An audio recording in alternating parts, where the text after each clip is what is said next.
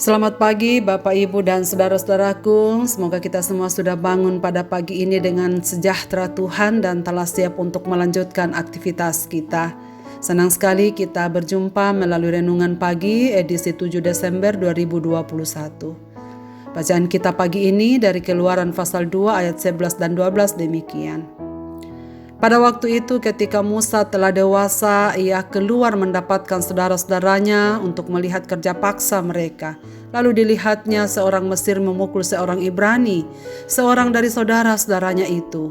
Ia menoleh ke sana, ke sini, dan ketika dilihatnya tidak ada orang, dibunuhnya orang Mesir itu dan disembunyikan mayatnya dalam pasir.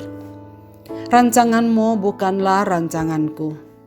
Saudaraku, tidak begitu mudah untuk memahami dan mengerti apa yang kita lakukan sekalipun baik, belum tentu adalah kehendak Tuhan. Kadang apa yang kita anggap baik, belum tentu tindakan yang tepat. Dan rupanya itulah yang terjadi pada Musa ketika ia sudah berumur 40 tahun. 40 tahun telah menjadi anak angkat putri Firaun.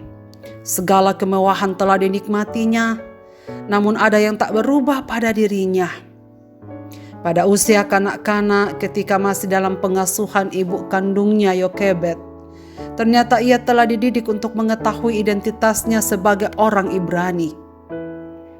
Dalam kesadaran itu, Yokebed yang takut akan Allah, walaupun sebentar hidup bersama putranya Musa sebelum diserahkan kepada ibu angkatnya, tapi telah berhasil mempengaruhi hidup Musa.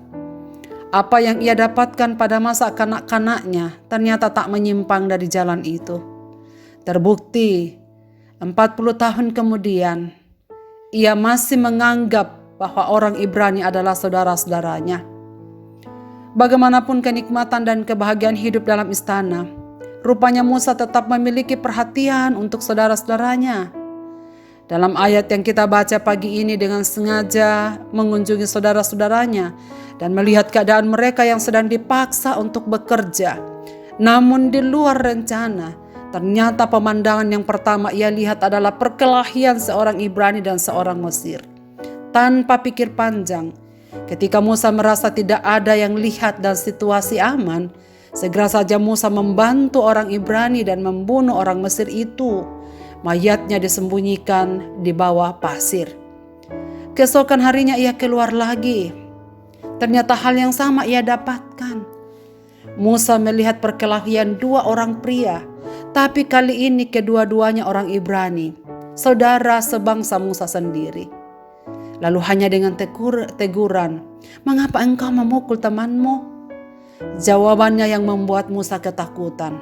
"Siapakah engkau yang mengangkat engkau menjadi pemimpin dan hakim atas kami? Apakah engkau akan membunuh aku sama seperti engkau membunuh orang Mesir kemarin?" Saudara sekalian, rupanya Musa terlihat kemarin.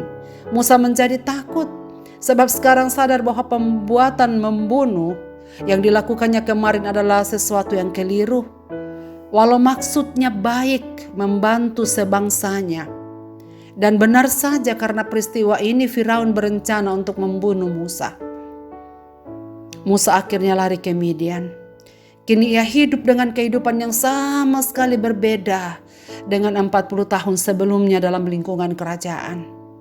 Kini ia harus menetap di Midian, memilih pekerjaan sebagai penggembala domba milik mertuanya karena menikah dengan Sipora, membangun rumah tangga, dan akhirnya melahirkan seorang anak yang bernama Gersom.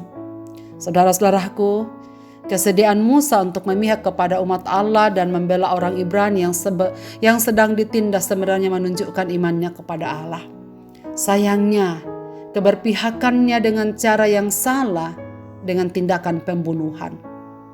Akhirnya Musa harus merasakan akibatnya, keluar dari istana dan bangsanya pun menolak dia. "Siapa yang mengangkat engkau menjadi pemimpin dan hakim atas kami?" Memang betul, saatnya akan tiba. 40 tahun kemudian, Musa akan menjadi pemimpin besar bangsa Israel. Tapi itu nanti, itu 40 tahun kemudian. Sekarang belum tiba saatnya. Ada waktu yang Tuhan kehendaki. Musa harus bersabar menanti waktu Tuhan. Lagi pula tidak harus melakukan tindakan dosa pembunuhan. Meskipun demikian, Musa tetap kembali kepada Tuhan. Ia menyerahkan hidupnya pada Tuhan. Dalam ketakutannya, saya percaya ia mencari Tuhan Allahnya. Dan syukur kepada Tuhan, sebab Musa tetap dalam kendali Tuhan. Ia lebih memilih seterusnya tinggal di luar istana. Musa menolak kesenangan-kesenangan dosa yang tidak kekal demi kehormatan menderita bagi Allah dan demi umat-umatnya. Itulah sebabnya Ibrani pasal 11 ayat 24 mengatakan, karena iman maka Musa setelah dewasa menolak disebut anak putri Firaun. Di ayat yang ke-25 dikatakan, karena ia lebih suka menderita sengsara dengan umat Allah daripada untuk sementara menikmati kesenangan dari dosa. Karena iman maka ia telah meninggalkan Mesir dengan tidak takut akan murka raja. Ia bertahan sama seperti ia melihat apa yang tidak kelihatan. Saudara-saudaraku, dari kehidupan Musa dalam teks ini kita belajar bahwa hati-hatilah dengan segenap tindakan kita. Jangan gegabah. Sebab tindakan gegabah hanya merusak rencana Tuhan dalam hidup kita. Tindakan gegabah Musa membuat ia gagal hidup di tengah-tengah bangsanya, menyaksikan penderitaan mereka seperti yang ia harapkan.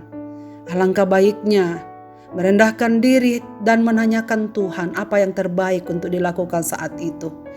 Jangan karena digerakkan emosi, apalagi amarah, sehingga kita tidak dikuasai hawa nafsu kedagingan. Dari Musa kita belajar, bertanyalah kepada Tuhan dalam segala hal, agar kita melakukan apa yang tepat menurut kehendak Tuhan, bukan menurut pertimbangan kita. Marilah kita berdoa. Bapa di sorga, kami mengucap syukur untuk firman-Mu pada pagi ini mengawali kegiatan-kegiatan kami. Dalam minggu Advent ini kami mohon Tuhan menolong kami, supaya kami diberikan kebijaksanaan, selalu memilih tindakan yang tidak hanya benar, tetapi tepat seperti yang Tuhan mau.